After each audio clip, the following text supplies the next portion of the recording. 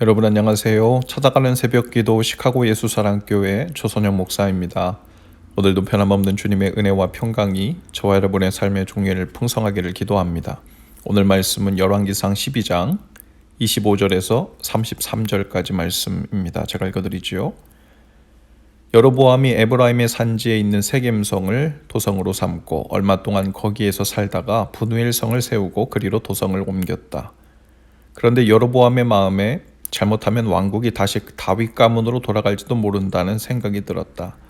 이 백성이 예루살렘에 있는 주님의 성전으로 제사를 드리려고 올라갔다가 그들의 마음이 그들의 옛 주인인 유다 왕 르호보암에게로 돌아가게 되는 날이면 그들이 자기를 죽이고 유다 왕 르호보암에게 돌아갈지도 모른다는 생각이 들었다. 왕은 궁리를 한 끝에 금송아지 상 2개를 만들었다. 그리고는 백성에게 이렇게 말하였다. 예루살렘으로 올라가는 길은 너희에게는 너무 번거로운 일이다.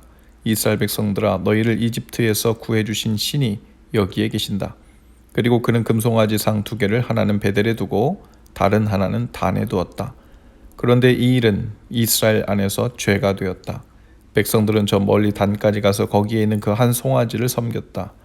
여로보암은 또 여러 높은 곳에 산당들을 짓고 레위 자손이 아닌 일반 백성 가운데서 제사장을 임명하여 세웠다. 여로보암은 유다에서 행하는 절기와 비슷하게 하여 8째 달 보름날을 절기로 정하고 베델에다 세운 제단에서 그가 만든 송아지들에게 제사를 드렸으며 그가 만든 베델의 산당에서 제사를 집행할 제사장들도 임명하였다. 왕은 자기 마음대로 정한 8째 달 보름날에 베델에 세운 제단에서 제사를 드렸다. 그는 이스라엘 자손이 지켜야 할 절기를 이렇게 제정하고 자기도 그 제단에 분향을 하려고 올라갔다. 아멘. 솔로몬의 말년의 우상숭배로 인해 그리고 르호보암의 교만으로 인해서 이스라엘은 둘로 나뉘어집니다.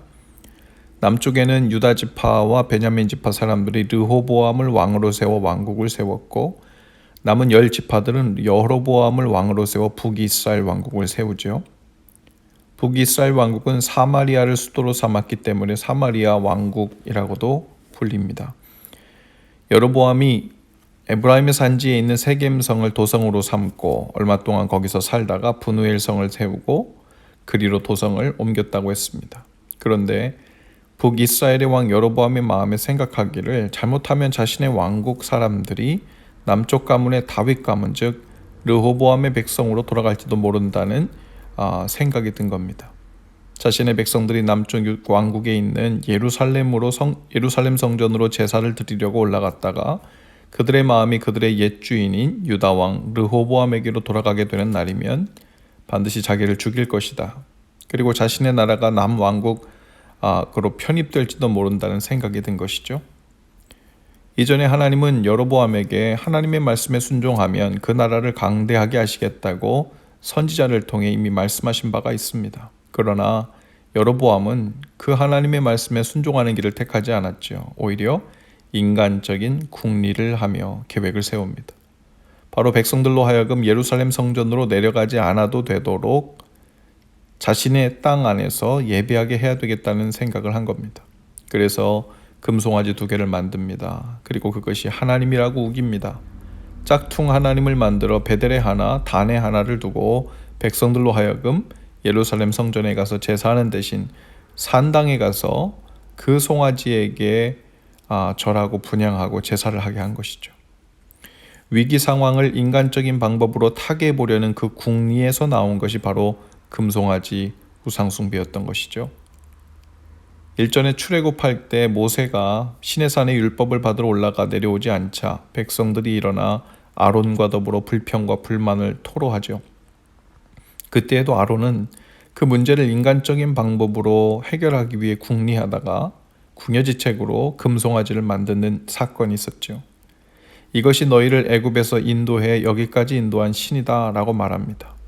아론은 다른 신이 아니라 바로 보이지 않는 하나님을 보이는 금송아지 형상으로 만들어 섬기기 좋게 만들었을 뿐이라고 생각했을지 몰라요. 그러나 그것은 분명한 우상숭배였죠.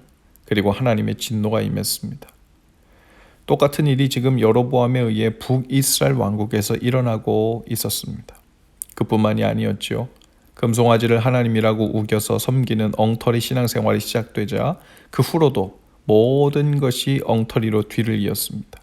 레위인이 아닌 보통 백성을 제사장으로 세우기도 했고 유다의 절기와 비슷한 날을 대충 잡아서 자기 마음대로 절기를 정해 지키도록도 했습니다.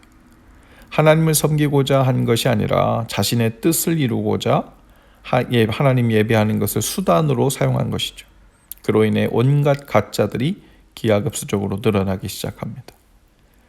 여로보암은 하나님을 경외하는 길이 아니라 자신의 뜻을 이루기 위해 하나님과 하나님 예배하는 것을 이용하는 악한 길을 택한 것이죠. 우리도 얼마든지 내가 필요한 하나님을 만들어 놓고 예배도 하고 신앙생활도 할 수 있습니다. 하나님의 뜻을 좇아 거기에 우리의 삶을 맞추고 순종하는 삶이 아니라 내가 원하는 것을 세워놓고 또 내가 원하는 식으로 신앙생활을 하고 싶어서 하나님 예배하는 것을 거기에 맞출 수 있어요. 그것은 마치 금송아지를 만들어 놓고 하나님이라 우기며 예배하는 것과 같죠. 겉으로는 외관상 별 차이가 없어 보여도 억지스런 가짜가 됩니다. 인간적인 궁리를 할 것이 아니라 신뢰하고 순종할 길을 택해야죠. 오늘 우리도 여로보암과 같은 생각을 하게 되는 순간들이 여러 차례 올 것입니다. 하나님을 존중하고도 비자니 나의 왕국이 피해를 입고 나의 세상이 좁아질 것 같은 본능적인 계산이 우리 속에도 이루어지는 거죠. 그러나 바로 그때 하나님을 인정하고 경외하는 방식으로 반응할 것인가? 아니면 형태와 형식만 다른 오늘의 또 다른 금송아지를 만들어 놓고 나의 이익을 우선하여 챙기고 나의 입지를 굳힐 것인가 하는 유혹이죠. 여로보암은 당장에 10지파의 많은 사람들을 자기 왕국 백성으로 붙잡은 듯 했지만 결국 얼마 가지 않아 이방 민족의 말발굽에 나라는 패망하고 백성들은 포로로 잡혀가는 일을 당하게 되죠. 기억해야 합니다.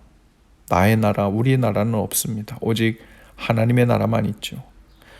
하나님께서 왕 되시는 일을 거부하고 나의 나라, 나의 왕국을 세우려 하면 금송아지로 참 하나님을 섬길 수 있다는 거짓과 타협하는 길을 걷게 되죠. 오늘 그 모든 위기의 상황들은 사실 하나님께 우리의 믿음을 고백하고 온전히 우리의 삶을 주님 손에서 안전하게 할 수 있는 기회이자 복된 순간들임을 기억하고 순종하는 길을 선택하시는 저와 여러분 다 되실 수 있기를 주님의 이름으로 축복합니다. 기도합시다. 주님, 오직 하나님께서만 왕이시며 주님의 나라만 있음을 고백합니다. 나의 뜻과 유익을 위해 금송아지를 만드는 길을 택하지 않도록 오늘 저희에게 지혜와 순종하는 믿음을 주옵소서. 오늘도 주님의 손에서 안전하고 자유롭고 평강을 누리는 날 되게 하옵소서. 예수님 이름으로 기도합니다. 아멘. 여러분 오늘도 예수 사랑으로 화이팅입니다. 내일 아침에 다시 찾아뵙지요.